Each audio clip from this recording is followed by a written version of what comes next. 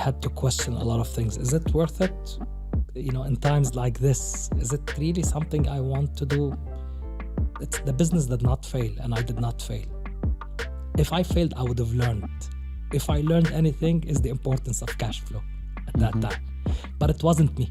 It was a global crisis. This will define me. It is the easiest thing to do is to shut down and float the CV back. I said no. Hello folks, welcome to My First Business. I'm Naeem Pervez, and this podcast is for entrepreneurs, young or old, who are looking to improve the way that they look after their business. Each episode is designed to be like a conversation with a mentor that you never had, and you'll find inspiration, guiding principles, and possibly some solutions to your current business problems. We talk about the lows, like wanting to shut it all down, and we talk about the highs, like starting your second or your third or your fourth successful business, and also everything in between. My guest for this episode is Hasan Fadlallah. Hasan is a highly accomplished serial entrepreneur, and as you've probably noticed a trend with some of the guests that have been on here before, they've all started early. Hasan had his first successful business at the age of 17. Much later, in 2006, Hasan founded Brand Lounge, a homegrown company based in Dubai and Riyadh. Brand Lounge is a highly regarded and award-winning brand consultancy that's known for its strategic approach on differentiated brand building. Hasan also serves on the Board of Trout Partners, and he's currently a partner for the Middle East, Africa, and India region. Through his vast network, he's helped numerous multinational businesses figure out how to improve the value of their brand. Driven by his passion for startups and entrepreneurs and being inspired by the visionary leaders of the Gulf, Hasan co-founded Fullmoon Experiments in 2017, which is a socially driven incubator for startups in the region. In 2023, he further diversified his interests, this time in the F&B industry, where he co-founded Against All Odds. Hasan has added to the fortunes of so many companies such as Emaar, Etihad Rail, Daman Insurance, the RTA, G42, the Government of Dubai Media Office, and so many more. In this conversation, Hasan and I traveled into a lot of territories, as I usually do with my guests. We explored the behind the scenes of building a sustainable business. Here are some of the highlights. We spoke about anti-fragility, or how he uses difficult economic environments to make his business stronger than ever. We talked about how he landed Red Bull as a client. Here's a hint: hang out by the elevators in an office building. We jammed about the philosophy on pricing, especially for intangible services. We spoke at length about team building, and I've met some of his team members, and boy, do they put in magnificent and beautiful energy in all the work that they do. We talked about the differences between being an entrepreneur and being a CEO. We spoke about why people actually don't care about your logo, and so much more. I think Hasan's very fascinating. As a young man, he took a big risk to step out on his own and live with uncertainty for a while. And if you're in uncertainty with your business, I do encourage you to spend the next hour and a half with Hasan. So without much further ado, here's Hasan Fadlallah on the EO series of the My First Business podcast. This episode is brought to you by the Entrepreneurs Organization. Now, before I tell you what they do, first, let me tell you the numbers behind Entrepreneurs Organization, or EO for short. So they started in 1987. They've currently got 17,000 influential business owners as their members, spread across 213 chapters in 60 plus countries worldwide. They've been in the UAE since 1997 and have 119 members here, with a median member sales of roughly $4 million. And altogether, the total number of people employed by their members is over 23,000. And they've got members from all sorts of industries, including technology, healthcare, oil and gas, real estate, hospitality, jewelry, communications, logistics, travel. I could really go on. Mind blown yet? Now, here's what EO is actually all about. Here's what you get for being a member of EO, or here's what they do for you. EO in UAE provides an effective platform for networking, education, and support for business owners. The entrepreneurial journey can be lonely, and I can attest to that. And with an economy that changes on a dime, it can be hard to know what your next move should be. And that's where EO comes in with their support. One of the key benefits of membership is access to a robust calendar of events, including workshops, social events, and learning opportunities. So you get a ton of networking opportunities, as well as a chance to learn from experts in your own field. EO also offers a mentorship program, so they pair you up with experienced business leaders who can offer guidance and support as you grow your own business. So for me, I've personally or vicariously benefited a lot from being in the EO network through their accelerator program, of which my partner is a part of. And if you're a business owner tired of taking on your challenges all alone and are looking for unique networking opportunities, along with structured support through accountability groups and mentors, well, you can either start a podcast like I did, or if you don't want to do that, I highly encourage you to apply to EO. I'll leave a link for you in the show notes. And if you're not fully convinced yet, I'll be bringing on business owners on this podcast that are currently members of EO, including today's guest, so you can get a sneak peek of what you're getting.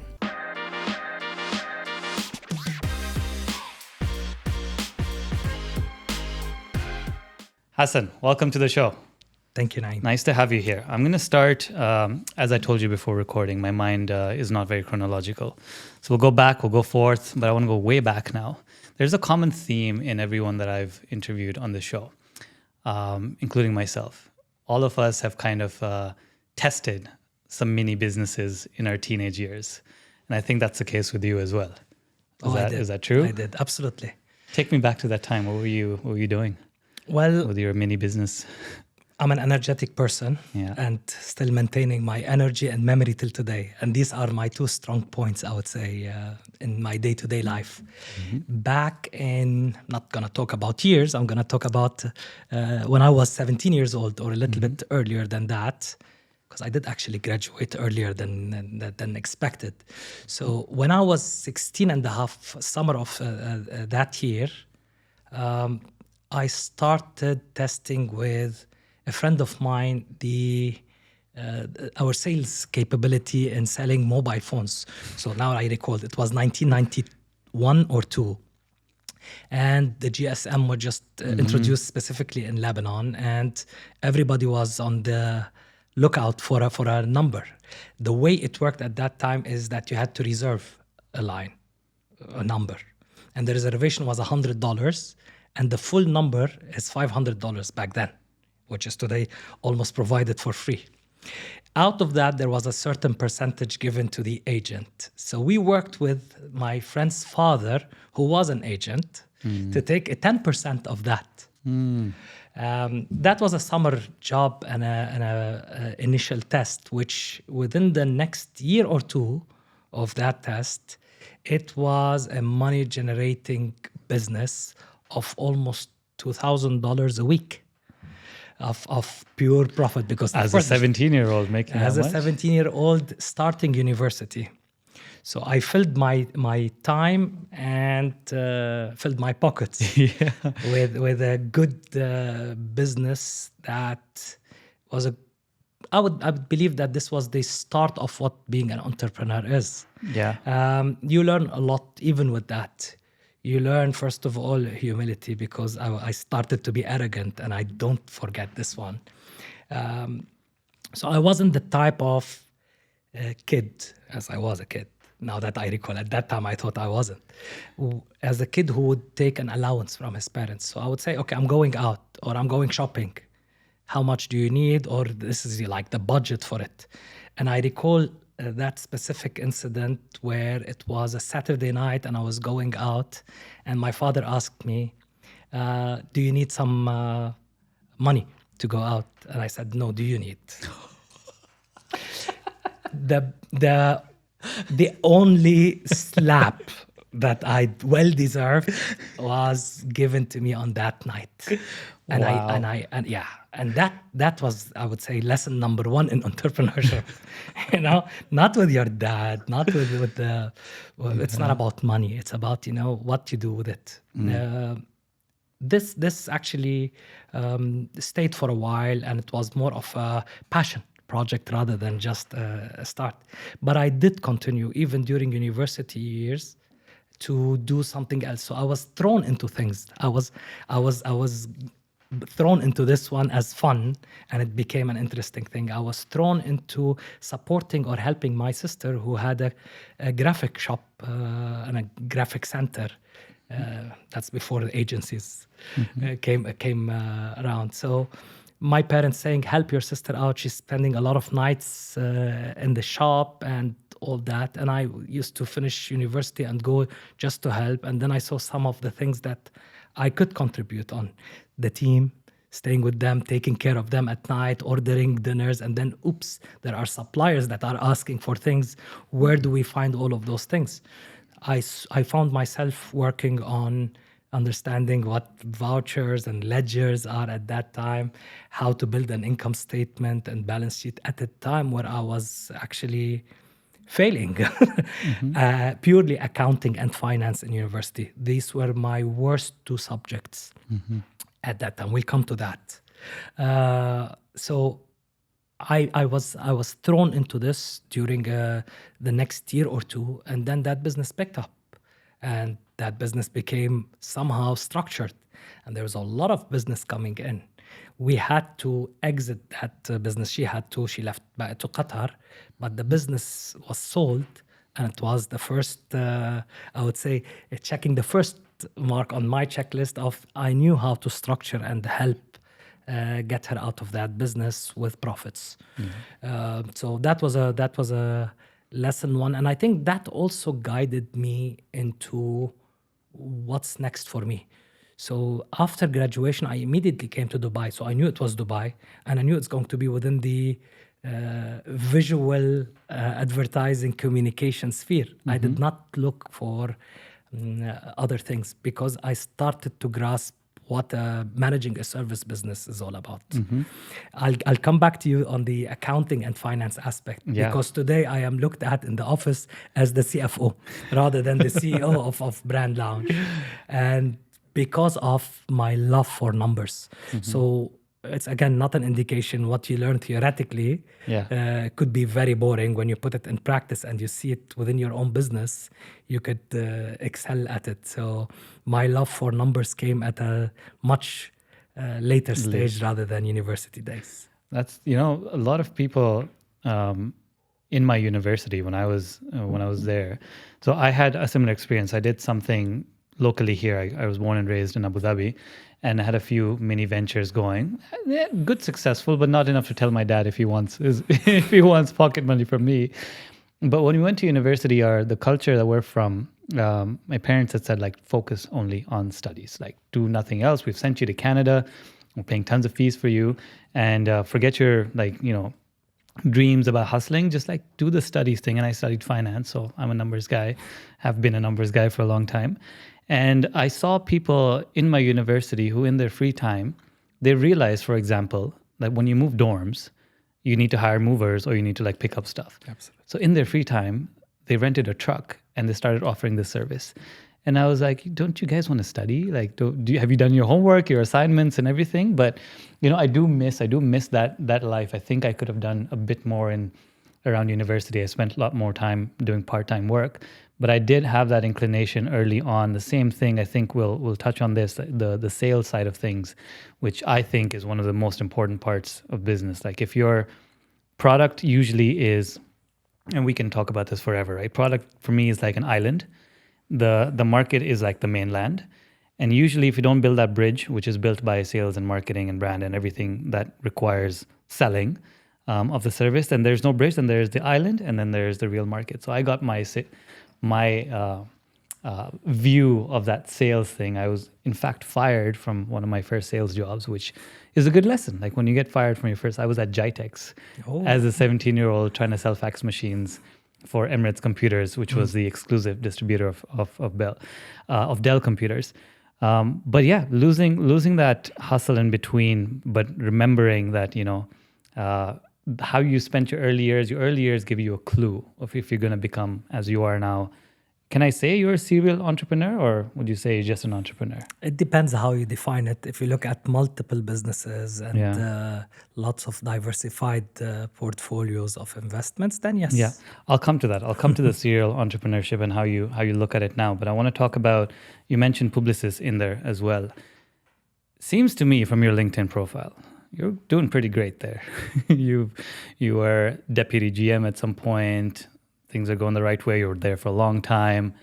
At what point, what was the trigger, or was this years of planning when you're like, no, I need to do something of my own? Was there a certain conversation that flipped the switch for you, or what was it? What were you missing from your life that you needed to start your own thing?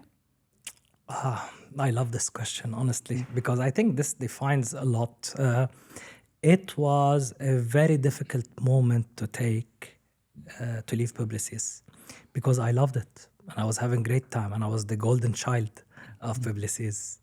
The CEO is a fantastic guy that I had an amazing relation, and there's a bit of a personal as well relation from the family side. The MD, who is an amazing guy that taught me finance and the real finance, and I owe it to him. And I owe him a lot, Samir Khammar. Those people, they did understand what I can bring to the table, and I was at a very young age. I joined in, again, I don't think we need to talk more about years, because then people do the conversion. You're very old. Let me tell you. No, I'm not old. I'm 48. Yeah. So back in 99, when I joined Publicis, I came in from an amazing setup prior to Publicis called Darcy, known at that time as DMB&B, which no longer exists because it was bought by a company that was bought by Publicis. So DMB&B bought by Becom3, who owned Saatchi, Leo Burnett, and Denso at that time. So they bought Darcy, and I moved to Publicis, nothing to do with the acquisition. Again, we go back to who we are, right? We're the rest of the world to them. They didn't say, oh, the MBNB Middle East has been acquired, let's move Hasan to Publicis. No, it didn't happen this way. What happened is that I applied for a regular job. I knew a lot of people there. I had my personal contacts and all of that. And I moved as an account manager. And I grew within the setup of Publicis. And I saw myself more on in the world of advertising, known to be strategic planning at that time. Although I grew into a brand director, a regional account director. Then I headed the business development for the group within the Lower Gulf region, set up offices across the region, managed Qatar office, managed other offices, ventured into places that I never thought I'd go. Went with Red Bull to Yemen, went with Red Bull, and I'll talk about Red Bull story separately. But I learned a lot. I contributed a lot. I established that business development function, and I enjoyed two main things of it. Meeting targets, getting the money, and at the same time, meeting people, and which I still love till today. I love relationships, and I built those. And I enjoyed, as I said, doing it until I reached a phase back in 2005 when, like anyone else, you start questioning a lot of things. And sometimes there are triggers. So I was starting on the verge of getting engaged, thinking about it. Who later became my wife was already in the picture, and I needed to start thinking of what's next. Quit smoking, because what a life am I leading? What a unhealthy life was I leading at that time? Got several ideas and thoughts that did not work due to external factors. So I wanted to invest somewhere abroad, and I sold my car with a check that could not be cashed. And the guy ended up in Thailand. He had a great time with the money. I sold a Porsche Boxster at that time. So that was my initial investment. So I felt, okay, there's something wrong. It cannot be like this. It's not because of all of those factors that I need to stick to where I am. There is, and I don't want to move anywhere else. I had the brand affinity and loyalty to the Publicis world. And it's compounding too, right? The more time you spend, like your influence is exponential after a certain time, right? You are labeled as the Publicis guy. And heading the business development, this is where all the teasing happens, especially on weekends, because with the rest of the competitors, these were my best friends. So we're playing cards and saying, Did you hear from that client? Tomorrow you'll hear we got it. So things like this, I love that adrenaline rush. Yeah. But that was not it. So moving within the advertising arena, it wouldn't make sense. That's not what I was looking for. So this was put on the side. Then I said, okay, what if I start my own setup? If you are into, just for the sake of example, we were talking about mobiles. If you're into trading mobiles, you could start by trading mobiles, have your own setup. So the logical thing at that time saying, okay, what about if I start an ad agency? My search led me to 1,852 registered ad agencies. Red Ocean. Absolutely. And I said, okay, and what am I bringing to the table? At that time, I met God rest his soul, an amazing guy called Jack Trout. And for those in the world of marketing and business would know that Jack Trout, not only was he the founder of Trout and Partners, a global strategy consultancy firm, he and Al Rees together coined the term brand positioning that back in 1969, that every Fortune 500 SME startup used till date. And that was something that's interesting, that led me to what the terminology of brand strategy is. So branding, which was defined especially in this region as a visual route for establishing brands, brand strategy and positioning in particular was something that I believe I could bring to the Gulf and the Middle East and later on Africa and Asia regions. So it is why I decided that the next step for me is in something that is differentiated. And not only that, I started the home of differentiation, or what I call today Brand Lounge, the point of differentiation. So it had to be something that is differentiated. It had to be something that has a purpose that is actually doing something different to the world and to the business world. Yeah. Doesn't mean that always saving lives and, you know. Well, you have skin in the game, because if you're, that's a service you're promoting. You yourself have to follow your own principles and guidelines and values. If differentiation and positioning is so important to you, you couldn't have started a business that was like one of the 1,852, was it? So you had to 1,852 licenses. Well, let me ask you though, that was when you like figured out, okay, you want to go ahead, but there's a nagging voice before anyone kind of takes that kind of leap from that safe, secure career where you're the guy, you're making tons of money, what was the fear that you had at that point? If something were to go wrong, what was the worst case scenario in your mind? Were you thinking like, if it doesn't work, like, okay, but I'll go back into a job? Or did you have any, the left angel saying, don't do this. You're smarter than this. This is not safe. I've always carried the two angels on each side. So that's a blessing. Yes, of course there was fear. And this is where I started to say there were plans. So I was going to get married, and there's a lot of costs. Yeah, the stakes are higher, right? And that year was a phenomenal year. Yeah. I'll quickly take you through what happened during that time. So let me go one step in this. May 2005, I was in Greece, in Athens, attending a conference in healthcare marketing and branding. At that time, it was the merge between Sanofi, Synthelabo, and Aventis. So it was the creation of Sanofi Aventis. And I was heading the team from Publicis side. And I was there in that conference, and everybody was introducing themselves as amazing designations and titles that I never understand till today. So they're all doctors, because it's a healthcare business. Arthrothrombosis and marketing manager, thrombosis and product manager, and you, Dr. Hasan. I said, I'm actually GM Lower Gulf and probably arthrothrombosis, if I knew what it means at that time. Yeah. So obviously, I think that day I finished, and I said, you know what? Now that there is a lot of clarity, let me take a couple of days in Greece. And I went to a place in Glyfada. and sat there for 3 days working on the business plan of what later on became Brand Lounge. And when you're working on the business plan, you look at some threats and some risks, and actually they were full. It was all risk, and I said, okay, if I really wanted to follow that business plan in terms of pressing the button, it's a no-brainer.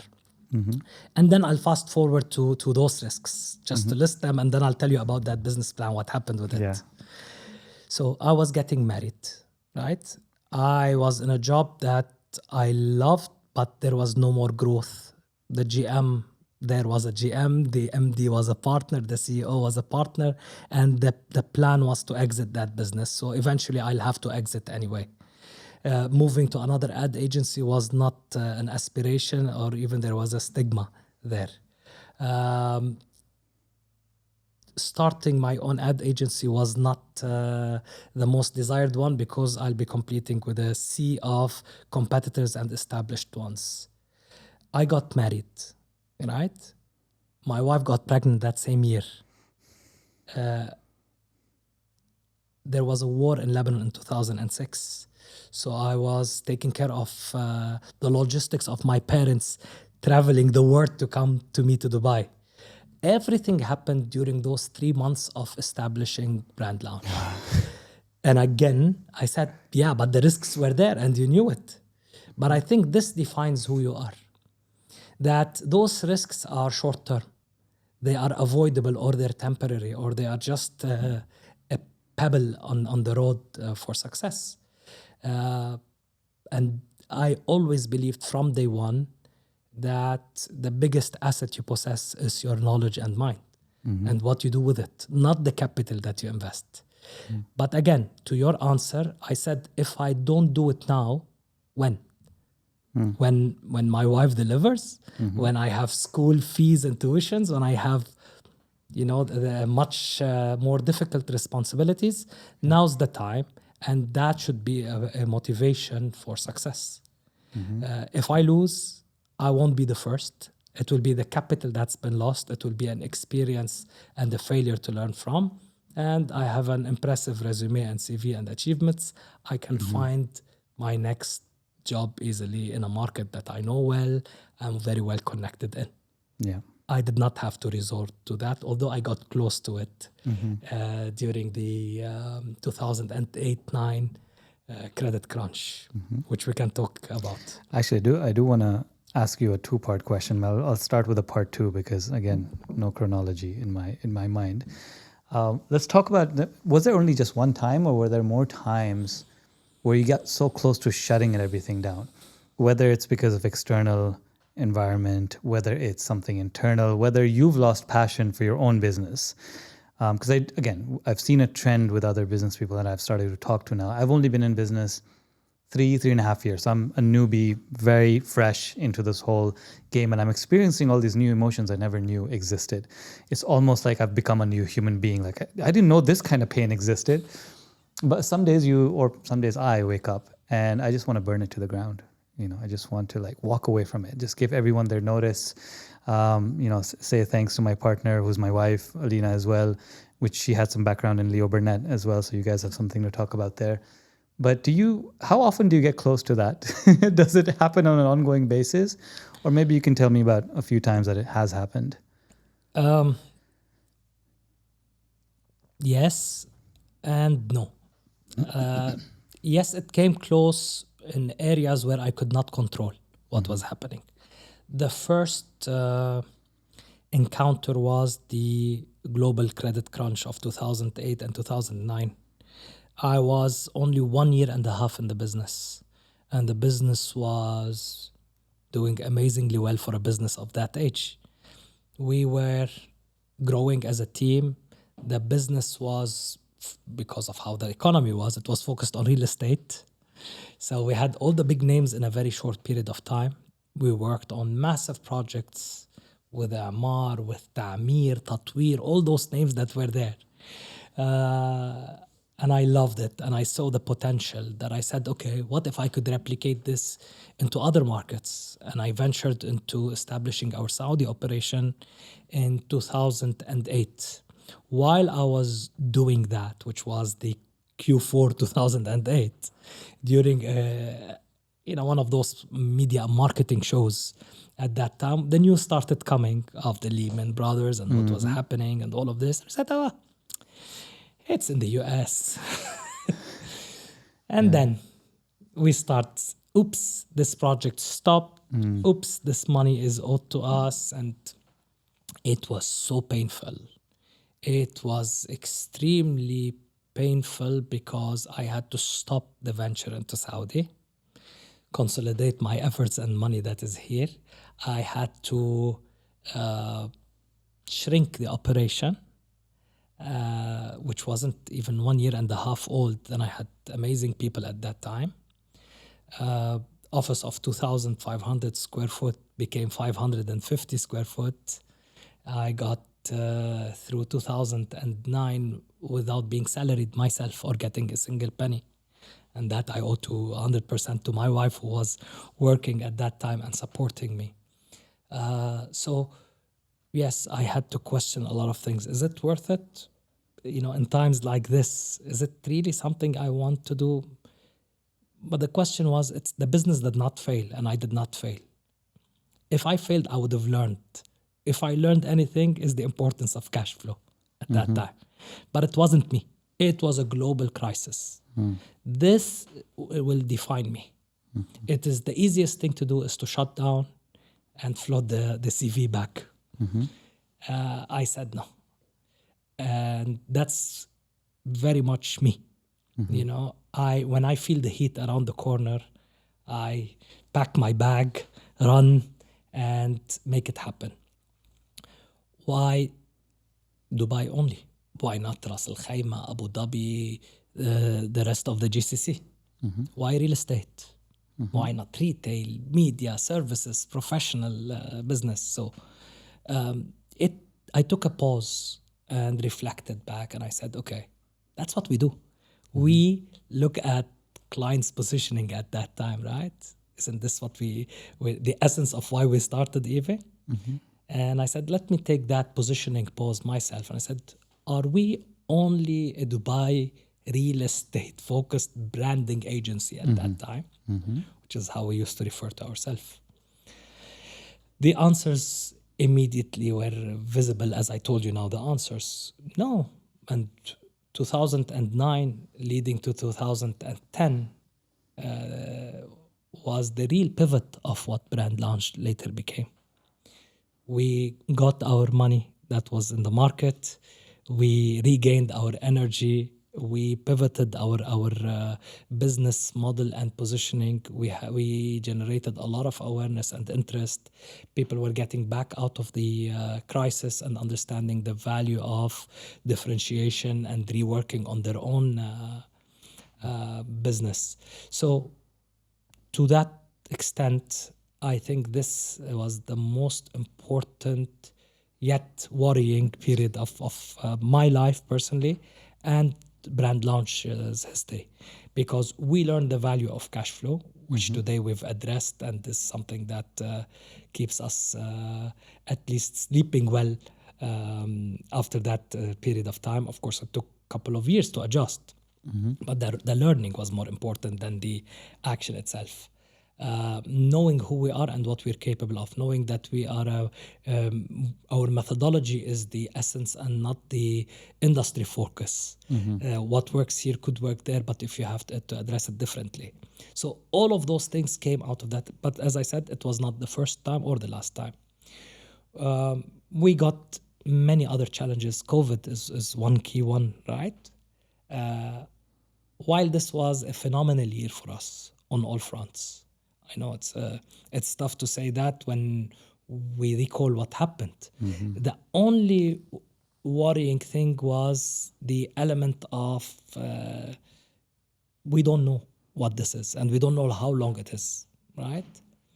We had to learn. I had to work on a survival mode approach. I had to work on and probably this is where I really put that element in practice, which is our culture. So I wanted to see what we're made of, and if my people get it or not. And they did. They were the best support anyone can imagine. Clients were super assuring and understanding to even the worry that I had. I put 8 scenarios. None of them, thankfully, worked or happened. If we lose that, if we lose that, if we lose both, if we lose 3, what would happen? So again, that business was put on the test, and we came out of it again stronger than ever. We understood. We took that time. We used that time to understand what clients want. What are their issues and fears? Yeah. We were the psychiatrists of brands and say, okay, culture was a key thing that we saw when interviewing CEOs and business owners. And I did a survey, and I published a white paper at that time talking how do we sail uncharted territories, and how do we pivot post COVID? Because we know with every downturn there's an uprise. There's a business that is waiting to flourish.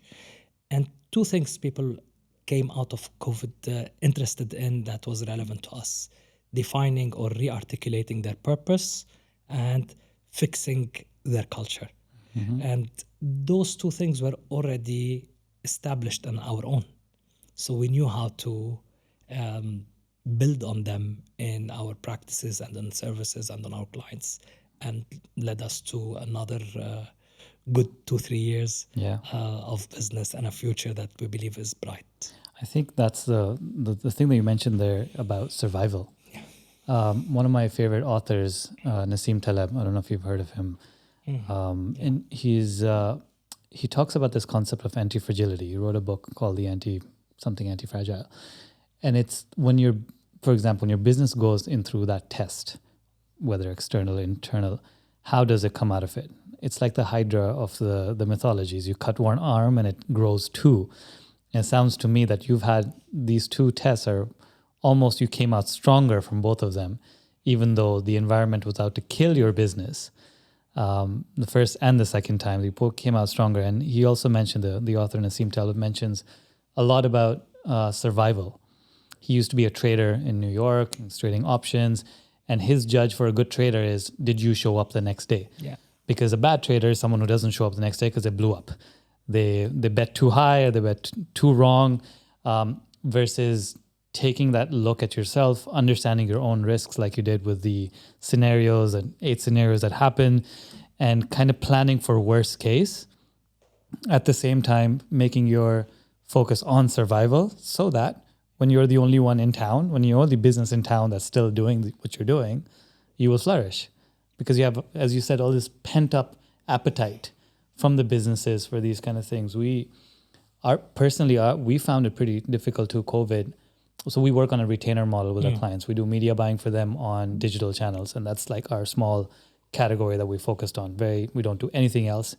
And one after the other, our retainers are like, we get an email, can we pause? Can we cancel? Here's my 30-day notice. Thank you very much. I don't know when I'm back. And everyone was really sweet about it though. That's what I think I like about Dubai's business around COVID time. People were kind to each other, at least in our industry or in our client and our circles. And we found ways to pivot out of it and keep going. And luckily, cash flow was on our side too. We were both smart enough. I don't know what gave us the idea, but we were both smart enough to, any profit we made went back into runway in case shit happens. Like, that there's a box called, that's a box called that in case. And we're lucky to get out of that. But having that anti-fragility, which you're talking about, gives me the hope, because when we go into these dark periods of like, okay, you know what, we're in a red ocean now, as you thought you were going to be, which is true for us. So we decided to go into niching, like let's do one thing and let's focus on one industry. But in a market like Dubai, you can't really, because as you described earlier, we're like 2% of the world. So, if I go if I go to like health clinics is my thing, there's 20 of them or 50 of them. And if I work with one, the other one won't want to work with me. Like I can't have 2 dentists and doing ads for both because it's cannibalizing there. So we do the same thing. We go through scenario planning as a way of cheating on our business. So when we get fed up with our business, we go into cheating mode. So Alina and I, we go to a cafe and we start brainstorming other business ideas. And in about 2 hours of brainstorming, we're like, no, what we have is good. It actually works. And it gives us the chance to reposition at least the business in our own mind. Why are we doing this? Yeah. Should we be doing this? Is there a need for us to be doing this? And we come up with reasons that only we can do what we do, even though it's a very commoditized thing. But when our clients work with us, they will never have the same experience or results as anyone else. And we know that. So you mentioned something in there about your team supporting you through that latest COVID fun times. Let's call it fun times because they were fun times. I've had a chance to meet some of your team. We have a lovely lady right here as well. Fatma's here. I've noticed something about your people. I think you have a good knack of finding good people. I think I'll give you the credit for that. The people are good. Definitely. You guys are good. But forget finding for a second, finding good people, because that's I think more of a art than a science. But I want to talk about retention and retaining people, and the ability for a founder or the CEO or the owner of the business to keep people with you for long term. That is a skill I'm looking to build right now. We've experimented a lot with full-time employees, with freelancers, with contractors, and something in between. And I've been a manager since I was 27. I'm 36 now. So I got my first managerial role when I was pretty young. And I didn't know what the hell I was doing. And I didn't have the right mentorship. And I tried to pick up every book on it, tried to watch all the YouTube videos. And I watched 17 TED Talks straight about, managing people. But the one part I don't remember getting good advice on is retaining people. What do you think? What do you think you do that allows you to retain good people? Are you good at figuring out what they want and then giving them what they want? What do you think? What do you think it is about you that you're able to retain? If you are looking for advice on how to build relations and how to find and retain people, I will tell you good luck. Good luck, because it is one of the most difficult, and not everyone has it in him or her to do. I wouldn't call it lucky. We weren't lucky in doing this. I think we built the right culture in place that the people that joined and we retained, and we'll talk how, they bought into. They saw themselves part of that culture. They resonated with the values that we have, not those that are put on the wall that people read, right? Only, but it's those values that we live by, those that are synonymous with mine. I believe as a founder, you believe in a set of values, be it respect, be it differentiated. As I said, it is actually one of our values. In being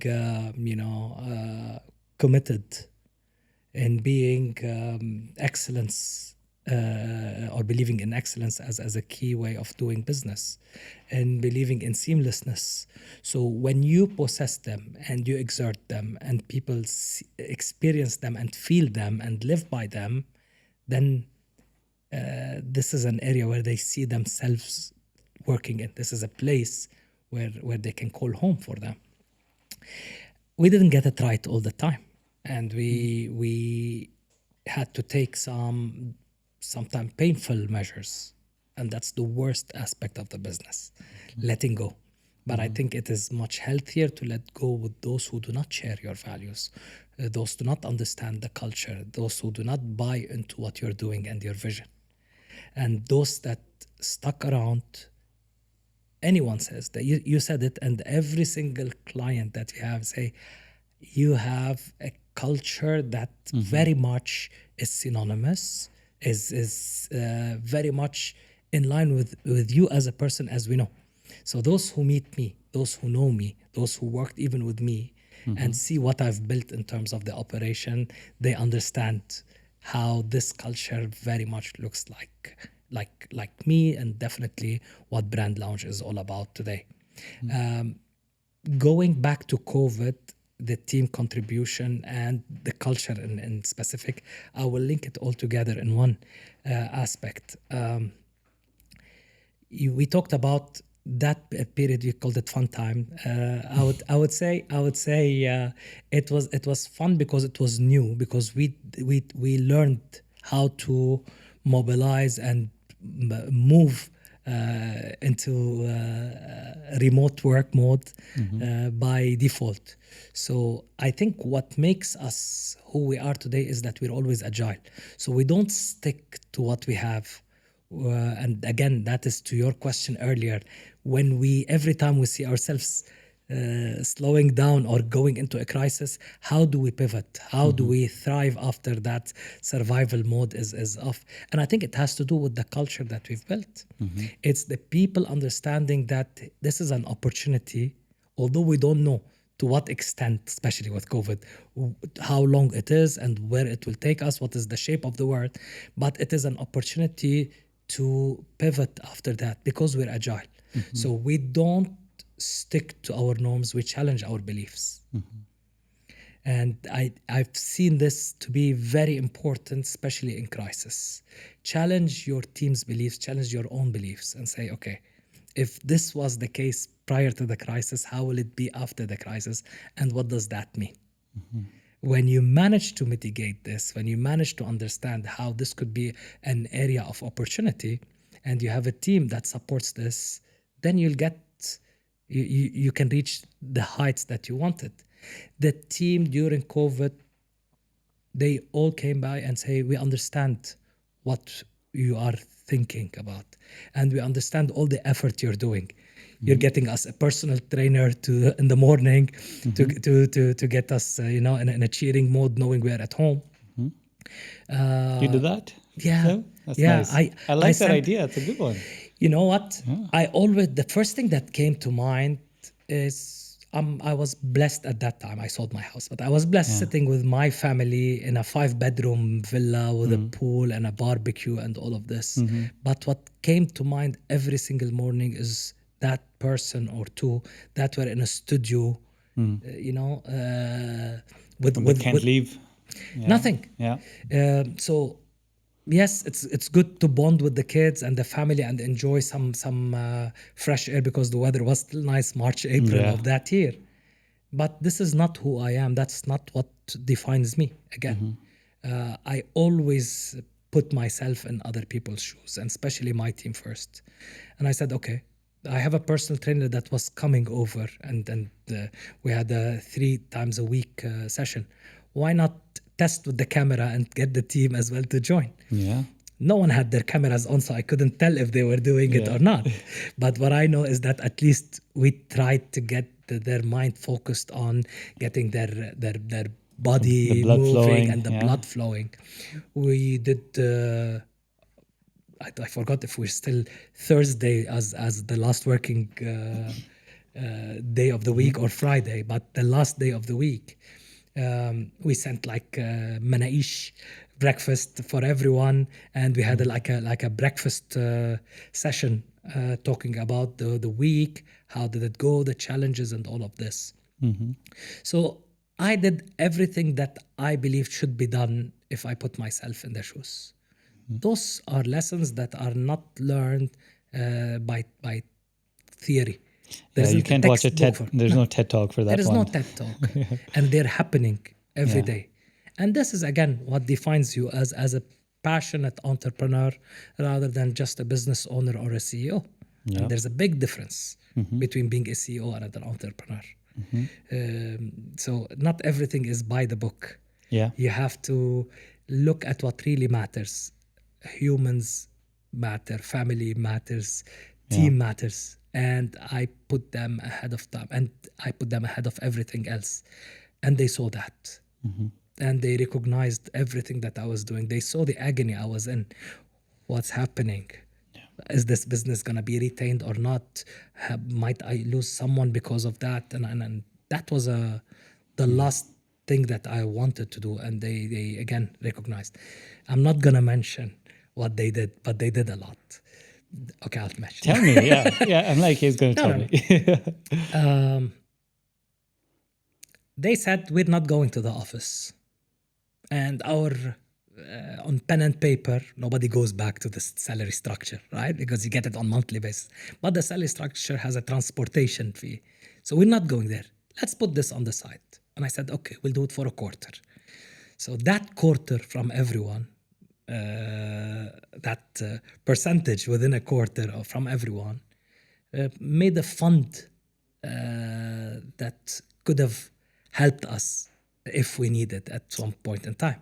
No way. So those are the people that I work with, and those are the people that I will fight, with teeth and nails to protect and to grow and to stand behind. Sometimes I am too drowned in the day-to-day that I cannot show it or express it, but that's an opportunity today to do that in front of the camera and say, without them, this business wouldn't be there. Yeah. And those people deliver, and they deliver time and again. Yeah. And whoever does this to you, you replicate it, you multiply it by 10. And that's what I'm trying to do post-COVID. Yeah. I was at London Business School 2 weeks ago, and I attended a course which is in partnership with EO, which is a yearly thing. And this year was about growth and scalability. Day 2 was all about how do you act in crisis mode. The first impression saying, now you're talking, where were you 3 years ago? You know, but the beauty of that exercise is that for me, it was more of a validation. Everything that was done spontaneously and on the day and on the hour actually became or was a framework that I did not have access to, or maybe it wasn't written by then. But it was a validation that this is what an entrepreneur is made of, and this is how the right way of managing things and managing people is all about. Yeah. So in a service industry, it's all about people at the end of the day, and my people deserve hats off for everything that they've done. I'm glad you shared that, because this a very selfish reason why I started this podcast is to hear stories like this, because we don't hear these stories because they come very naturally to some people. You know, I would say that about you. Like, I think you're just the kind of person that, you know, it's like, of course that happened because it's you. And the second reason is there's a big misconception maybe about this region and this market, of how the employer-employee relationship is and how it needs to be. And it's coming down from generations. So I'm speaking from skin in the game of my father coming here in 1971 and working through that period all the way till he had to leave in, 8 years ago now, so 2015-ish. And it was a very different relationship between employer and employee and how you treat the company. And it actually went through different phases. There's loyalty was very heavily rewarded, 70s, 80s, 90s. Something happened after that. There was a money virus. Everyone wanted to grow and succeed in business. And by the time Alina and I started the business, money was definitely not the only thing. We are missing a few facets of why we should be in business. So one was lifestyle. So we started as a lifestyle business. We don't care about growth as much as we care about improvement in lifestyle.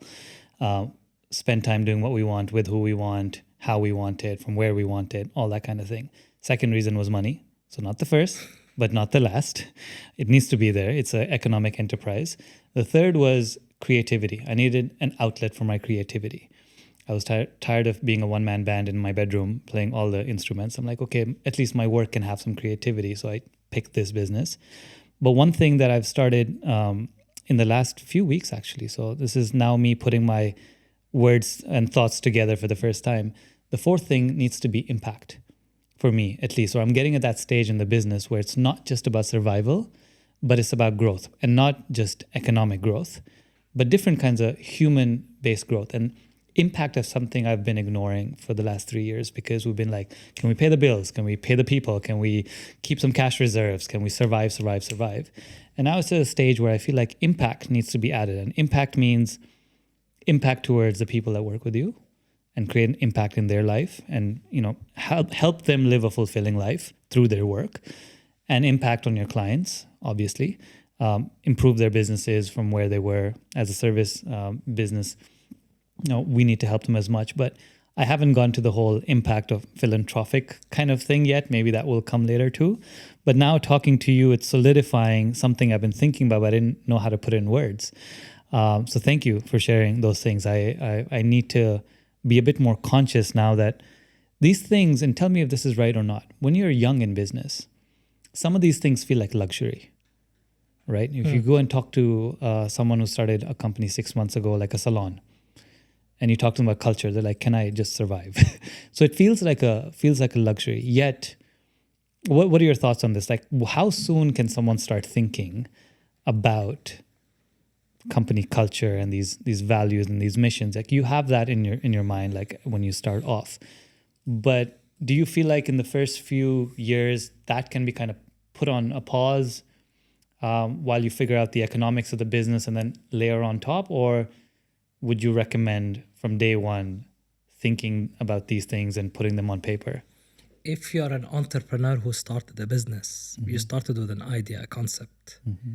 The idea is that if you understand the value of a brand on a business, you'll know that it comes even before the business plan. And when you understand what are the components of having the ideal brand experience that you want to deliver, you will understand that it is purpose, which you've just touched on the output of it, which is impact. But it is your contribution and impact that defines the purpose. It is the culture that you want to harness, and it starts with you, as I mentioned earlier. It's your values that are embedded in that organization. It's your beliefs. It's that place that you want to come to and say, this is what I did and built. It is your image as a business, which again, it is based on the positioning and how the business is appealing to its customers and prospects. And it's the business model or innovation in that case as well. What are you doing? What are you trying to disrupt? What are you trying to change?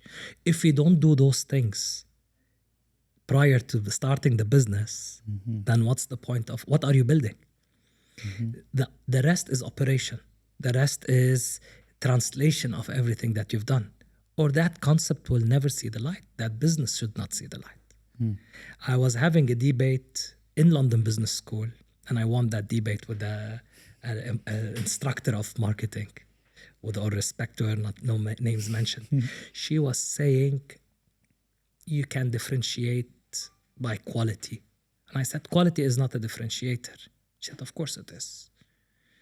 I said, one, quality is a perception, right? It's a perceived aspect. What is quality to me is different from what a quality is to you.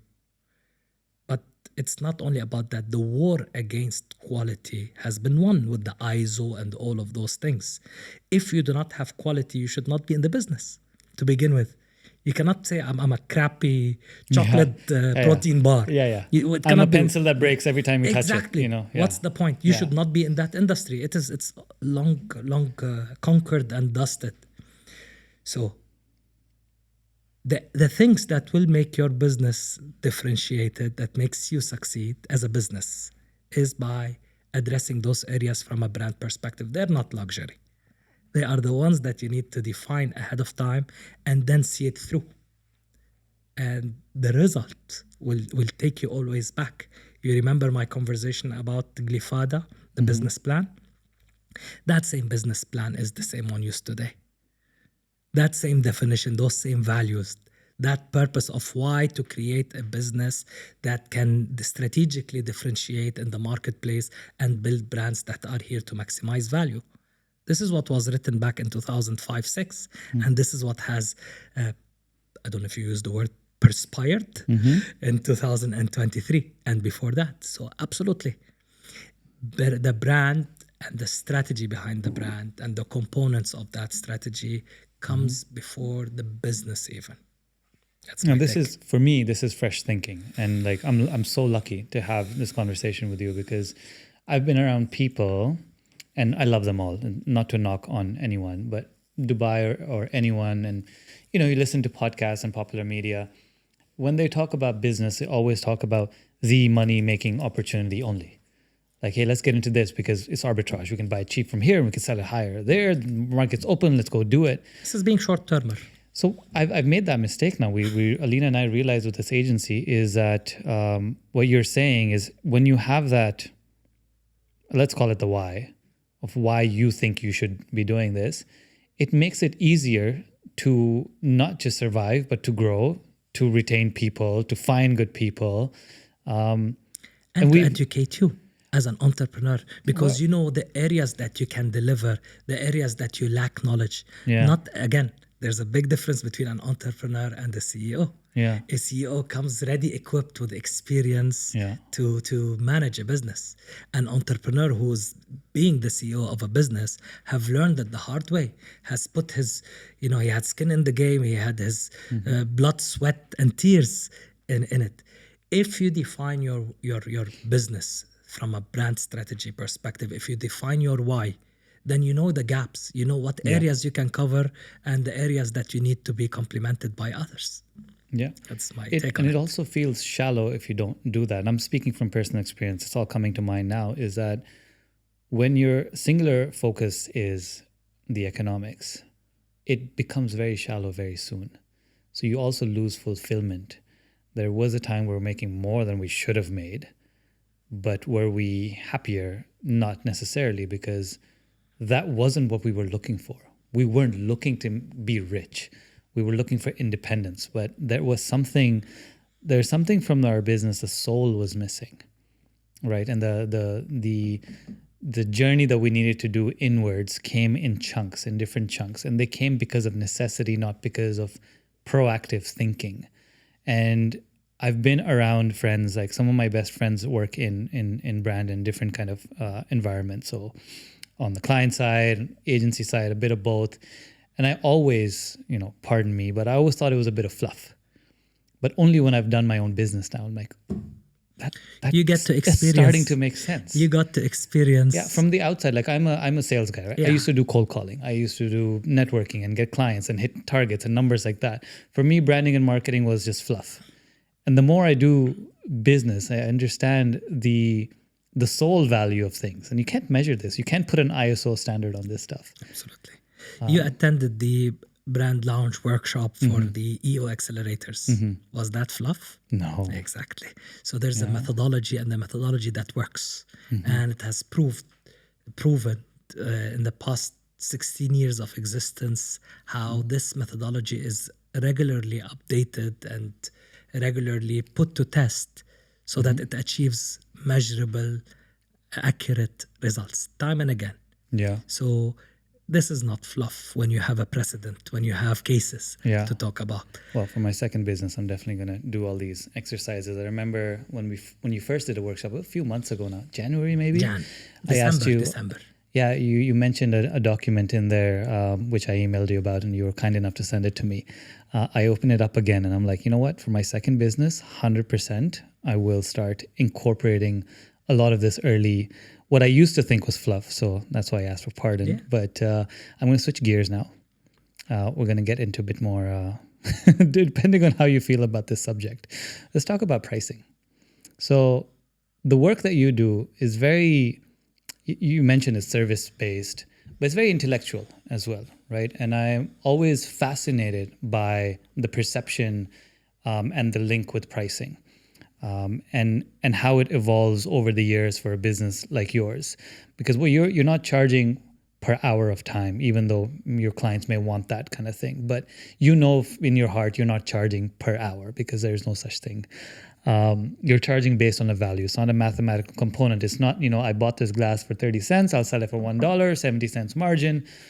The business that you and I are in, maybe there's a slight difference. So we're performance marketing. So if we get the results, it's on the Google Analytics, and then we can say like, okay, we did this.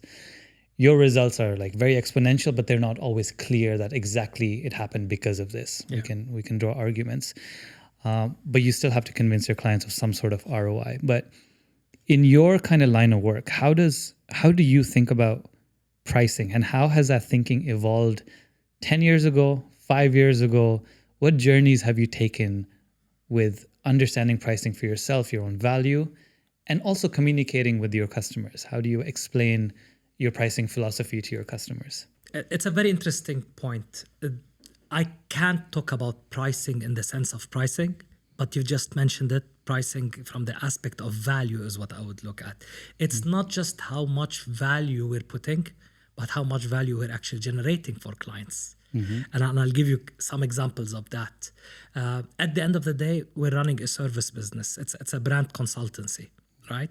And by a consultancy, it's not, if I want to differentiate between what an agency is and a consultancy, you have senior advisors, people who have seen it all. You know, they are solutions driven. They're not executors only. So they are senior people that should and will be compensated. Clients who are looking for that value and the value that we can generate for their own business and maximize it is actually the clients that we want and appreciate what we do. So we target and we want to work with them, and they would want to work with us. It cannot be a number that you physically tag on, because then it will become a price war only. Yeah. Who is the cheapest, not who's delivering. You will never win the price war. There's always someone doing it cheaper. That's a fact of life. If we go to the conversation that as I had with the professor in London Business School, when we talked about differentiation, price is not a differentiator. Price is not. Because if you don't have a differentiation, people cannot see that perceived value that you do, then you better have a low price. And that's what Jack Trout says in his 22 Immutable Laws of Marketing, in his book, Trout on Strategy. So I actually brought that book with me. It's in my bag. it's a beautiful book. Yeah. It's a beautiful book. Maybe I would say it's the essence of how things started. We evolved this. We built on it. But that's what it is as an essence. So to give an example that was used by one of my team members 3 days ago in Riyadh, and it was again, it's you and me only. Nobody can hear us, right? Yeah. There's Without mentioning who or what was the context. He was saying can you finish this in 2 days? And that there was a joke, the typical brand jokes. Do you want a Toyota or a Lexus? With all respect to every brand, but at least we're talking two from the same manufacturer, which means there is the perceived value of Toyota is quick, fast, cheaper than Lexus, that maybe there's a more waiting time for delivery and there's a higher value to be paid. So when you understand it in automotive, you understand it in every single aspect. That was only an example. So in a service business, look at what you're getting out of it. I'll give you an example from the first time I heard it. It was in 2011. A CEO that we worked with in Saudi Arabia in healthcare, post a year or year and a half of work on what we did and rolling it out in the market, he came to me, he said, if I knew the value of what you were doing, I would have done it much earlier and I would have paid you much more. I said, we cannot go back in time, but I can always get paid more. He didn't find it funny like you did. But that's the reality. Sometimes people, they even if they know what you do, they need to feel it. They need to put it in test and see. If you're able to maximize on through branding, through your the right brand strategy, a sound brand strategy, the right visual identity. If you're able to put that in test and measure it, and you are always able, because there are measurements for that, and you're able to see that this has maximized by 3x, 4x, 5x, and you attribute it to that, then you will understand that there is no price that needs to be addressed, but a value that needs to be invested in. With that model, you could technically charge infinite as well. Yes, of course, but where do you draw the line? How do you think about drawing the line of? At the end of the day, the calculation is done based on resource time allocation. It cannot be, yes, but you don't want to end up being like the legal industry, right? Where you do it by the hour, and it's about the value you bring, not the time that you put. And that's why we hate to charge by the time. But it is about the resource time that is put. So in calculation, a phase like that or a scope like that involves certain calibers at certain time investment. Yeah. You do the calculations and you transparently share it with clients. They know you're not alone. Yeah. They know. But they will also have that element of looking, we know what those people deliver. Right. We know their track record and success rate. So maybe there is a price premium to consider, Of course. right? But at least we know what we're getting out of it. We're not gonna do that exercise every 2, 3 months, 6 months. It's something that's gonna take us for the next 5, maybe 10 years. You know, brands are built to last. Yeah. Yes, you tweak, you change course a bit, you fine tune, you uplift, but the essence remains the same, and the brand should be perfectly articulated. There's no chance for a second time. Yeah. And with your pricing, then, do you kind of revisit it every year, every 6 months, every 5 years? Your models, like, I'm not asking you to share numbers, but more about fixing it for yourself internally. Because if you're not, confident yourself, one thing I notice about entrepreneurs is if they're not confident, that's half the perception there. True. When you're presenting the price and why you think you deserve this. Absolutely. That's one part. And the symptom of that is changing it too often. Do you end up changing it a lot? Do you fix it for a bunch of years, or how do you think about it? Because we're not looking at pricing as a number, but as a value. It is at which cycle of our business we're delivering what type of value. We are today in our 3.0 version. Okay. So 1.0, we were that branding agency. And then we became a brand agency, which means beyond the visual aspect of things, or more diverse in that. Today, we're a brand consultancy. And by that, we are in the sweet spot between what management consultancies offer from a strategic angle and what branding agencies or brand agencies or design shops and boutiques deliver. So we are priced based on our positioning, not based only on when do we do it, every year, every 3 years or 5 years. If I have not elevated the team, the culture, the methodology, the outcome to where we are today, we would not be able to charge whatever we charge today. So it is very much on par with what we have. Yeah. No, that makes sense. I was drawing some parallels for ourselves as well when you said 3.0. That's where we feel we are too, but like for me, every year is a different 0.0, versus we haven't changed our standing in the market. Our positioning in the market is pretty much the same, but our pricing has increased with our ability to communicate our confidence majority of the time. And then also, like, we really don't care about what competition is charging. That never, like, I've never heard you mention it in the last 5 minutes. We don't do that either. Because if you, as you said, there's always someone who will do it cheaper.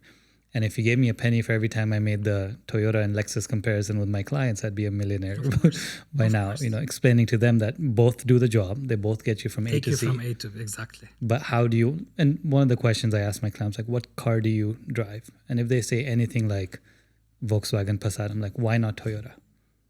Well, this is why. If you want a cheaper agency, I'll recommend them to you. I have tons of them, of course, from all over the world, wherever, cost of living is lower. Well, recommend hundreds of them to you if you want to go through that, because that's the thing. The other thing that you're mentioning, and maybe correct me if I'm wrong to put this in words, but your whole value proposition is not just about the impact to them, but how they will feel working with you. Yeah. Do they feel like they have a partner on their side? Do they have someone who's, philosophically and emotionally invested in that particular relationship or not? Generally, clients who work with us see that, notice that, feel it, and that's how business organically grows. Those who don't, they are yet to meet us and know what we're capable of, or ask even what we deliver for them. Because that's exactly the value I'm talking about. It's about looking at every aspect of the business that they're not looking at. We look at every aspect and we challenge that. We bring it with brutal honesty, because the client's success is our success. It's a business we want to put in our portfolio. It's a case study we want to talk about. So we cannot afford not to win with the client and make sure that their business is maximized. Those who work with us know our value very well. And they've been working with us for a long time. Yeah, and that's why like just to add to that, like our focus on getting those wins are equivalent to us surviving. So if I were to make a heuristic for people who are looking to hire agencies, see how long they've been out there is a good one, because a lot of agencies die within their first years. Pseudo marketing agency, this category, that category, branding, not branding, because they're all set up with different whys. And some of their whys are, hey, it's a popular thing, it's easy to sell, every business needs marketing, every business needs lead generation, every business needs a logo, and you get started. But when the tough time hits you, like it did for you in 2008 and then in COVID again, I was pretty, I wouldn't say happy, but I felt a little pride in COVID because I saw a lot of marketing agencies shut shop because they weren't built on strong foundations. We got lucky in the sense that we managed our cash flow well around the time. But these kind of things that, all lead to, like going back to our topic, they all lead back to pricing as well. And which is why I asked about more the philosophy on pricing and not how much do you charge exactly? Because, a logo is a logo. You can pay $40 for it, or you can pay $40,000 for it. If you understand what it means to your company and who's making it, how they're making it, it completely changes the game. My last thing I'll mention about pricing, and then we move on to risk taking again. I was a foreign exchange trader in my old career when I was 24, 25. And if you walk into like a currency market right now as a B2C customer, it's a commodity. So the rate you get at one place is the other place is off by like 1 cent or something. So you're not going to make a lot of money trying to trade currencies. But we had the advantage of having currency options, which is a bit more, we were joking before camera as well. It's almost like vegetable trading. Yeah. We're on the phones, Wolf of Wall Street kind of type stuff. The options, the currency options is a type of product that's bespoke. There's no two that are the same in the market. And as a trader, I can come up with it on the spot. The moment I had access to that, margins went through the roof. Not because of the lack of transparency, because like, Mr. Client, you can only do this with me. I'm the only one who has this particular structure because I'm literally making it I'm the baker making this pie in front of you right now, and only I can make this. So your command for that pricing increases as well. Let me comment just quickly on this one because we're going to move to other things, as you mentioned. You said the logo is a logo that anyone can do for $40. I totally agree. We even tell clients, people don't care about your logo. And the first opening question, like the Toyota Lexus example, is when you ask clients, like, what's your favorite brand? Right? And everyone names a brand, Apple, Samsung, whatever it is. And when you ask them, what do you like about it? No one tells you their logo, right? It is what that brand gives them. It's that experience that they had from that brand. It's that feeling, the perception that they have about the brand. So I'm not saying that visual identity and logos are not important. They're very important, but not as a standalone exercise. So if you look at them as strategic implications of that purpose and strategy that you've developed, that means you have to see it through on one of those dimensions of differentiation that we spoke about, be it purpose, culture, image, which is where the logo and the visual language comes in, and innovation. So it is one component. It is important, but it's not a standalone. If you're looking for a logo, yes, do it for even less than $40. There's $5. I've seen it, by the way. I know even someone who could do it for free. Yeah, if you want, let me know. Oh, what's the point? Yeah, there are aspiring designers that they can try and attempt. But what does it signify? What does it represent? What is it solving? Nothing. Yeah. Right? It's just artistically nice, visually pleasing. Yeah. But it does not define or comes as the stamp or signature for who you are and how you're positioned and who you're targeting and what is the message that you want to deliver to the market. This is on that point. Another point that you've mentioned, which was beyond the logo, you mentioned, I forget about it. Okay. Like maybe it was related to innovation because I had access to a product. Yeah, you said that even you were happy about some of the. So there are two sides of that coin two flips of that coin. One is that it is not only about those that manage to survive. We're talking about those that manage to grow out of crisis. And this is how I would believe a sign of success. Yeah, maybe the economy can still feed into you even to survive, to make it. If you structure into a company of 2 people, enjoying it to the minimum, why not? You can always claim you're surviving. Yeah. But if you manage to pull out of crisis and thrive, not just survive, this is a sign of success. And this is what we have achieved. That means it is not only that we remained in play in the industry, but we grew because we understood our need to the market. So that's, again, an area. Another aspect that I want to mention is, contrary to you, I was very distressed with the signs of closures within our industry. Because they're not the 1,852, they're 25. Okay? And within this 25 base, I think as advocates of this industry, we want to see it flourish. We want to see it grow. We don't want players coming in and out and saying, hey, we're also brand consultants. You were doing websites yesterday. You were doing advertising. Hello, I know the difference. Yes, it's a component, it's a deliverable, it's a execution or implementational point, but that's not what we do as architects of brands, right? So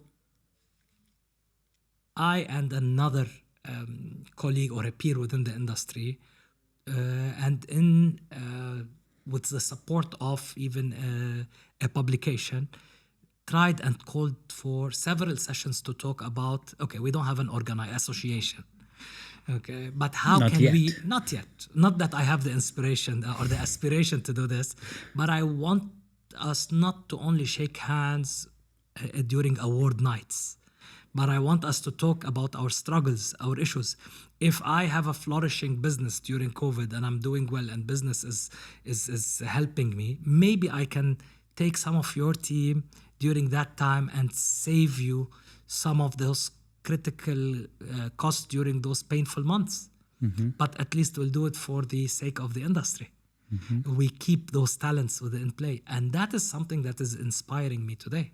Is beyond brand launch, how can I build a community of strategists, designers, researchers, and implementers that can be the future leaders within the region and to advocate on what the power of brand, as you mentioned it earlier, and how important today to business leaders.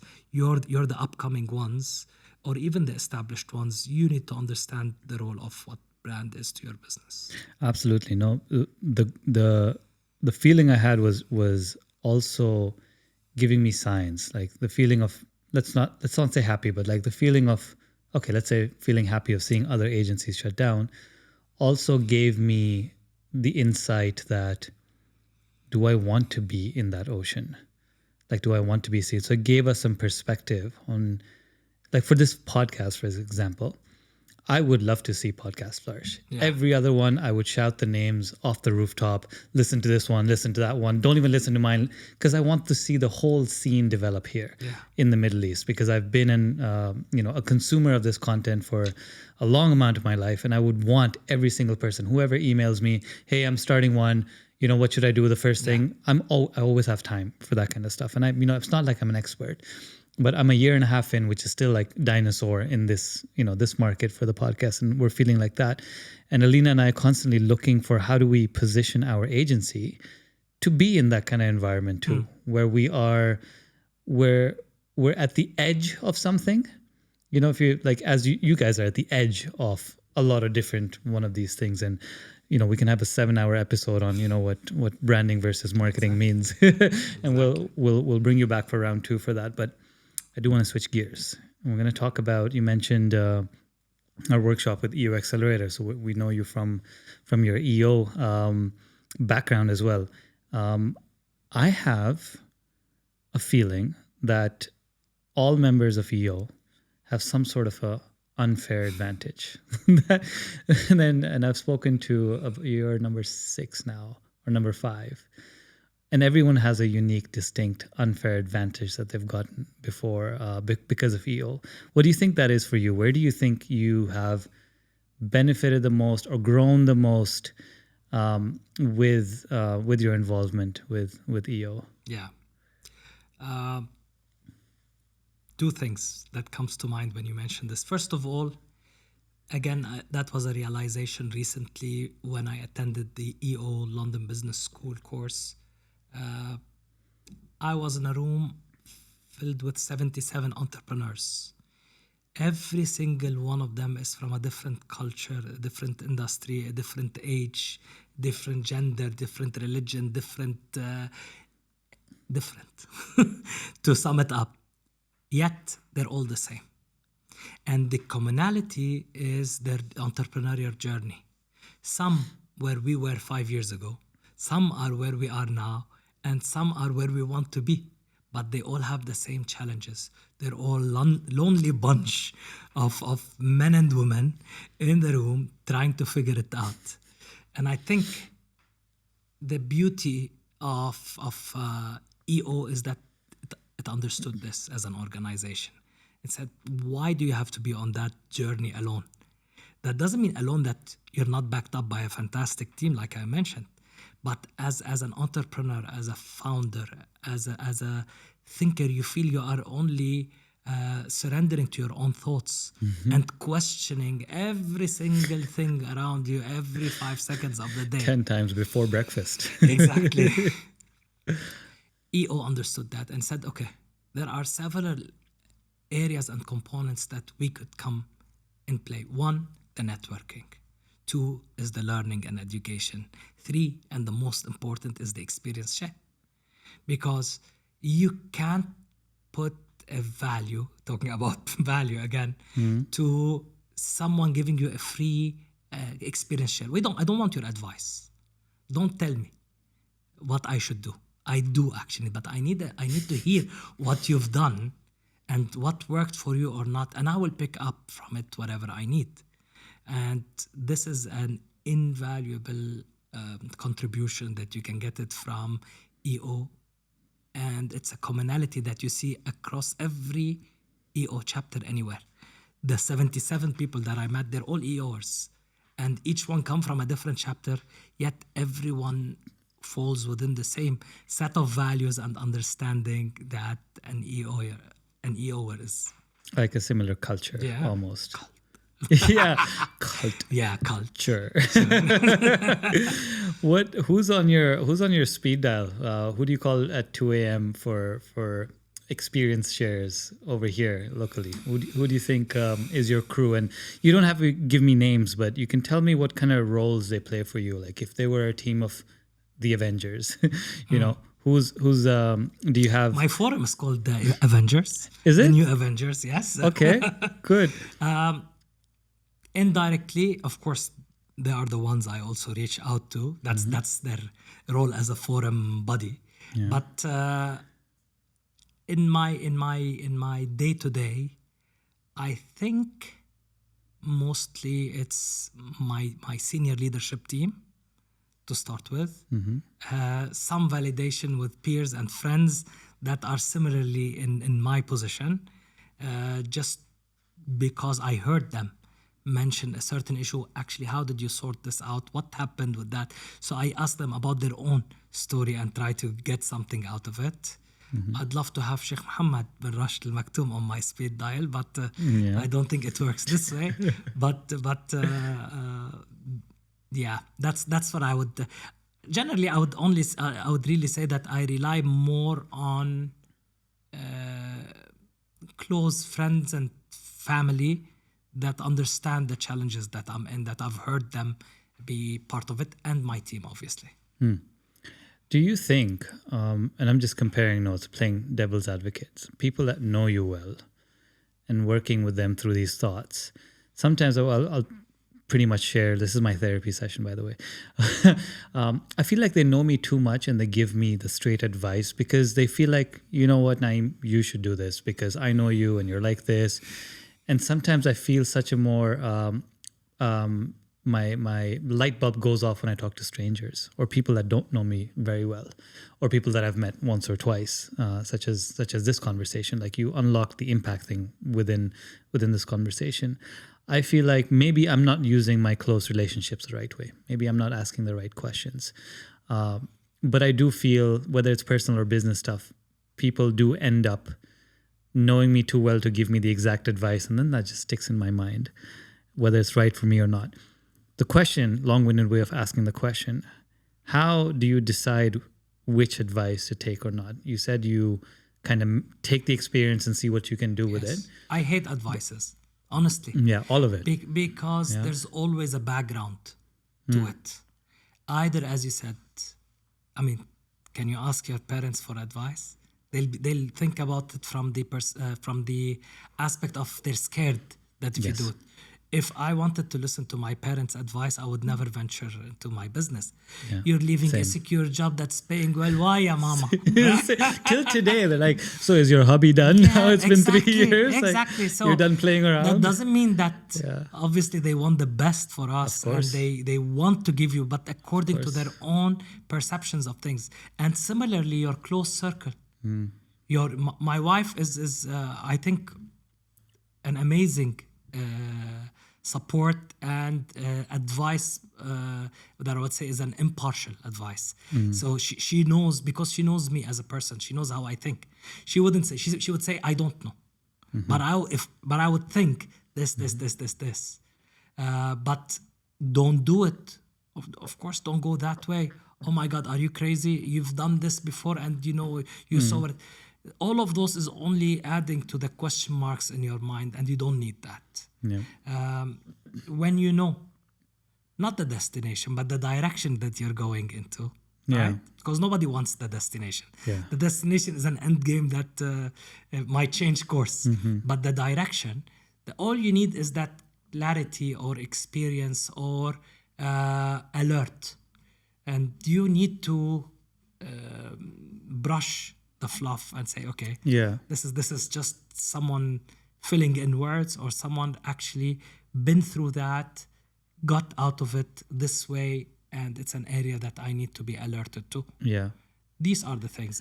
Well, it's also about the values of the people giving the advice. Yeah. Right. So if I know, for example, you had a great example with family, they're concerned about you. So the fear is so high that their advice may not make sense, because you're a bit more, if you want to be an entrepreneur, you need to be taking some risks. And then you have, like, I'll have friends that are very money minded and like very good at business, lovely people as well. But all their advice to me is about how to make more money, not about how to build a beautiful business, which is my value. My value is to build a beautiful business. They don't have that. So while their advice is good for making more money, it might not work for me. Yeah. So like dissecting, as you said, like, where is the origination of that advice? What was the moral value behind that? Keep the emotions on the side. Yeah. Okay. Look at somebody's journey, regardless whoever it is, wherever it comes from. Generally, it will be a peer or somebody who has passed through that. And that journey is the best advice that is given indirectly to you. Yeah. You are more than capable to understand the advice out of it and understand what are the things you need to do or not do. Yeah. Asking for advice, according to me, is limiting. It is very limiting because it is overshadowed by many factors. Most of it is emotions. Yeah. Sometimes as well, you can say, I forgot the terminology that I'm looking for, but I think like sometimes it's self-serving too, right? Someone else wants something, you to do something because it benefits them as well. Yeah, exactly. Like, and the other thing is, I've been a victim of myself in the sense, and I'm trying to grow and get better at this, but I was very influenced by other people in my life because I didn't set clear boundaries for my own direction that I want my life to go. So for example, I took, what's it called? A career in finance because my friends were taking a career in finance. Why did I do the degree? Why did I get my CFA? Why did I jump into a trading floor? Not because I grew up wanting to be one, but my friends were doing it. Their advice was like, hey, bro, this is how we're going to have a career. And that's from their perspective, they just wanted another buddy with them so they can enjoy that journey with them. So maybe our goals and values didn't match, but I didn't have time to dissect that. I wanted to ask you also, when we're talking about advice, is what's the one thing that you know now, or what are a few things, maybe one or two things? They say the experience is the best teacher. So what's something that you know now that you didn't know about yourself before you started this business? And now we're getting into the human territory of things. Like, what personal value of yours has become more apparent, or do you think has changed from the first time you started Brand Lounge till today? I can give one, and you can give the rest. I think your humility has improved a lot from the time, because every time I've met you, I felt like you have such a peaceful air around you. I can tell that you're not one of those cocky guys who's successful. You come across as a very humble. Your smile, your body gesture, everything is like. It's when you told me the story about you telling your dad if he wants pocket money from, I can't tell it's the same guy. Yeah. But has there been any other changes within you that you've noticed? I think I've always been very much in peace with who I am, generally. Of course, as a teenager, it's different. When I told the story where I am today, there's also the age and the maturity that comes with it. But I think some of the most important critical thing that I found recently that I would say is a hidden value within me is fairness. That I am a fair person and I would never accept injustice and unfairness for anyone if I can have an impact on that. Whatever it takes, whoever it is, from the lowest paid to the highest paid. I think that this is something that I lived by, but I never articulated in my brain. And this is bar none. Yeah. Amongst other things, I think I have a lot of peace within me. I go to bed and sleep in seconds because I know that, again, I can't talk about myself, honestly. I don't know how to talk about myself, but I know that I would never do anything unethical. I would challenge anyone, any client, any friend that would ever heard of a kickback or any unethical dealing, or even internally. This never happens. Well, that's the thing. My mom has instilled in me that black money, she called it black money. I don't know if you have the same word in Arabic for it, but we call it black money, that the money that is earned through unethical means. She said it leaves as soon as it comes. So don't think about, you're too smart and you're happy and you made a quick buck. It will be gone before you even know it. It has a different taste. I have not tasted it, nor do I want to taste it, but I don't want anything easy coming. I have a saying in my office, nothing worth having comes easy. And I live by that motto every day. Yeah. There is no taste. There is no fun.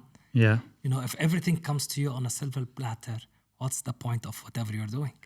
Exactly. There needs to be some struggle agony. for it. Yeah. I want the agony. Yeah. Well, you're chasing the pain. Looks like there's a trend in your life. Like, oh, life is going well, Publicis, life is good. No, I want pain. No. On the contrary, I just don't like easy things. I like challenges, but at the same time I want the ethical road, not the black money, as you mentioned it. No, not at all. Okay, makes sense. You mentioned, I'm switching topics again, and we are close to wrapping up as well. I believe we have 10 minutes. Is that what we have? Okay. You mentioned Red Bull in between. Yeah. I put a note on it with a star next to it to bring it up again. You want to hear the story? Okay. What happened? 1997. In 1990. Exactly.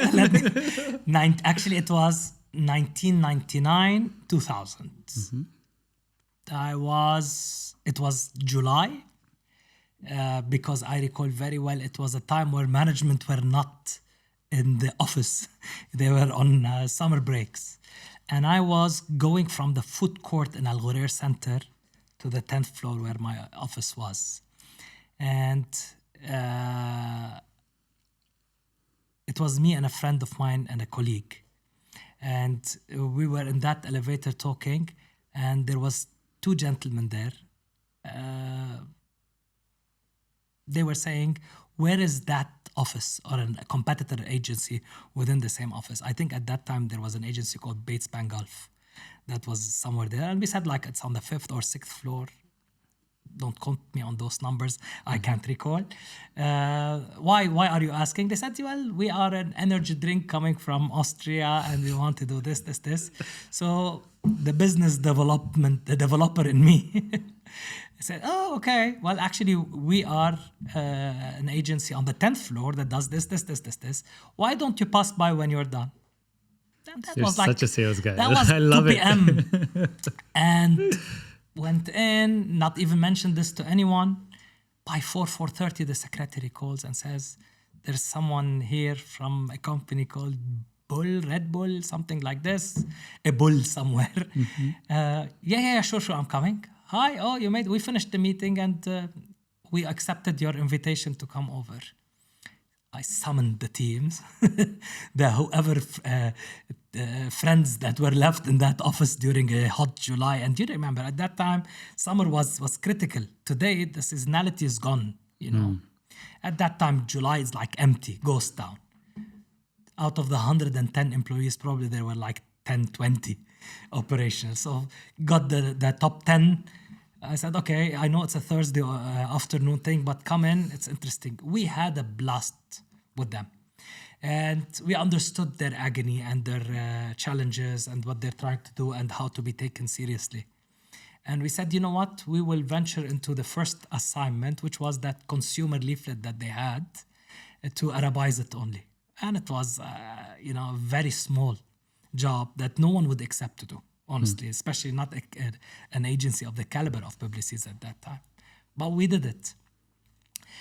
And that was the first and the turning point also of a lot of learnings that I had in my life, because I worked on that business for years. And I'm still in touch with the key top people from Austria to the alumni that today became CEOs of different companies, and even the Red Bull Middle East office. I've helped them launch in markets like Morocco, Greece, the whole of the Middle East, and I became probably the number one fan and ambassador. And I enjoyed all those. We should have had some here today, just to like. No, not anymore. It was, okay, but it was a school in how to develop a brand, and a school in why marketing matters and sales is just the outcome of it. Is this before they were jumping off planes? Yes. They were starting that, and I didn't understand it at that time, although I was probably jumping like them. Yeah. I had that energy, so it resonated with me. I came twice close to joining them, and I declined twice the offer because I saw myself more valuable to Red Bull at the agency side than at Red Bull, although the money was much bigger. But again, it did not take me through the career that I wanted. I wanted more experience. And with clients like Red Bull, I learned a lot.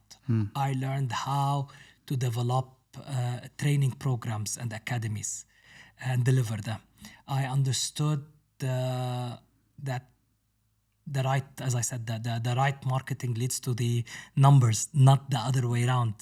I understood why they said no to Coca-Cola several times with an offer, because they never understood their purpose and DNA and the target, that it's not about selling 5 boxes and 2 for free to the retailers. It's about the value that comes in, and every single element, every single question and why had an answer.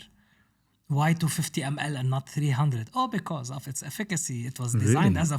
Oh, yes. Oh, these are Austrians, right? Like they're, yes, looking at everything. So that for me was an awakening of what creating a brand from scratch, one that is functional, one that works. And I enjoyed that period of time in my life. So you're telling me that I should go hang out in Al Ghurair Center on the 5th floor just around and talk to Austrian-looking people. One thing for sure, I don't think any are still there. Maybe there are different things on the 5th floor. Good luck with that. I haven't stepped into Al Ghareer since I left in 2006. Really, you haven't even been to that side of town, maybe? No. No, I haven't, honestly. Yeah. I have been once or twice on the clock roundabout or Al Ras area because I loved Chabistan, the Iranian restaurant that closed definitely. What's the name? Check it out, Chabistan. Chabistan. I think they opened somewhere in JLT now, but they were in Radisson, which used to be the old Intercontinental. Iranian food? I love it. To die for. The bread, yes. Okay. Yeah, we used to, when we were kids, we used to come from Abu Dhabi to all the way to Burjuman Center. When that was a big mall, right? Like, ooh, Burjuman, yes. Wow. Exactly. And now, like, I've only seen it in like Google Maps. Never been close to it. Exactly. We never make enough trips to Old Dubai. We should. Alina and I were thinking about it. We were talking to people in Tbilisi right now. I'm just going on a tangent. And we were describing the new Dubai. And then the more we described it, we're like, this place doesn't have a soul. All the soul is back in like Old Dubai. And these guys were like, if we come, where should we go? I'm like, Blue Water, Kite Beach, this like. I always say, because I've been around for a long time. Yeah. I've always. I took it personal when someone says that Dubai does not have a soul or culture or all of this. I understand where they're coming from. Some of them comes from jealousy, and we know it. You know, sometimes even the international media has this. But I take it personal because I believe that what has been developed in Dubai is actually a replica of like 10 countries in one. You know, a miniature city of different countries. You want the authentic, it's there. You want the modern and upscale, you have it there. You want the nightlife is there. You want the family barbecue, Netflix, you have it there. I do all of those, but I do them seasonally. Okay, so I do the home during September to November. Outdoor life starts in November. We start going out till Jan, December, and then beach season or events. And then you want the authenticity during Ramadan, you know, the Karak life and all of this. You can experience 10 countries in one city. And I love that about it. And that eventually will become even more the soul and the culture of that city and that country. Even more. I mean, I've lived in a bunch of places now, but like there's no best place in the world to live for sure. There's pros and cons. Like I agree with all the pros there. Dubai. I believe that I'm in the center of the world. I'm okay with Dubai. Yeah, I'm trying to fall in love with it. I've been here now 5 years. Even though I grew up in Abu Dhabi, I spent a lot of time in Toronto, and it's all about personal values too, right? So maybe I haven't discovered the things that will give me the soul. Like I used to love live music, and a very specific kind of like rock, heavy metal kind of live music, which I don't know of a scene. I haven't discovered it enough, and it doesn't have the infrastructure for that to kind of flourish, underground kind of metal scene, but maybe someday. Get me a better weather, and I think they're working on it, and I think this is the only missing component to a beautiful and wide city. You go to Singapore and you see the essence of Dubai and the inspiration. You go to the Maldives. I would pick Dubai over Singapore, right? though. You go to the Maldives and say, but I've seen that. Okay, again, when we talk about Dubai, we talk about the UAE in general, because you do have the resort, the service excellence that you find in hotels. But if you're coming from I don't know where and you land in Maldives, of course, this is going to be a beauty. I'm not saying the Maldives is not beautiful. It's amazing. And there are natural beauty to enjoy and ponder upon. But when it comes to amazing food that you might get in New York and you have it here. You have everything. And this is coming from someone who by September 2nd will finish his 26th year in Dubai. So I cannot be more of an advocate than this. And if I spend 26 years here, I better be in love with it. No, but listen, you have helped me uncover a lot of tangled strings in my brain. In 2 hours, I can just imagine what you do to other people and your team. They must love spending more time with you. But alas, our time is arriving at a close. Before that, though, I'm going to give you an exercise to do. You gave me a lot of exercises on that workshop day. 8 hours worth. I'll give you one. If you had to pick a billboard, let's pick one on Sheikh Zayed Road. If you were to put something on it, and it can't be an ad for your business, obviously, non-commercial message, what would you put on that billboard? Oh. I don't know, what's the number? How many cars drive by Sheikh Zayed Road? But all of them will read it. What would you want to say on that billboard? And it can't be a business. No, don't advertise your business. No. No. But it could be a business message, right? A message for entrepreneurs? I would say,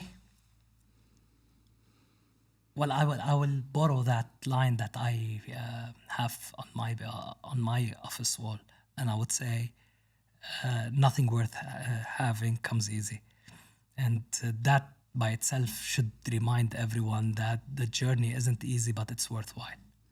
Whether it's the personal one or it's the business one, I cannot stress what areas that are there, from education and learning to changing your mindset and unlearn what you know, changing beliefs and having an end goal, having a purpose.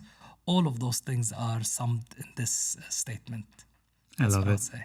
I do love it. It's something, if you tell my parents, they'll be like, yes, this guy knows what he's talking about. And I hope to get that maturity. I think that was great. That was good. I've taken so many notes of things to talk to you about later and in round 2 as well. Because again, we can talk for 7 hours. Absolutely. We didn't even talk about, I know you are on different journeys now with Fullmoon and Against All Odds, and there's stories there to cover too. But man, 120 minutes passes really fast. Absolutely. And I enjoyed every minute of them. Absolutely. Look forward to session 2. We can talk about the serial entrepreneur aspect of things. However, brand launch and brand consultancy is my bread and butter and my baby. So I'm enjoying having that daily hat that I put here again today with you. Yeah. And can't wait for the next one. Awesome. Lovely time. Well, thanks for coming. Next time. Thanks, buddy. Thank you.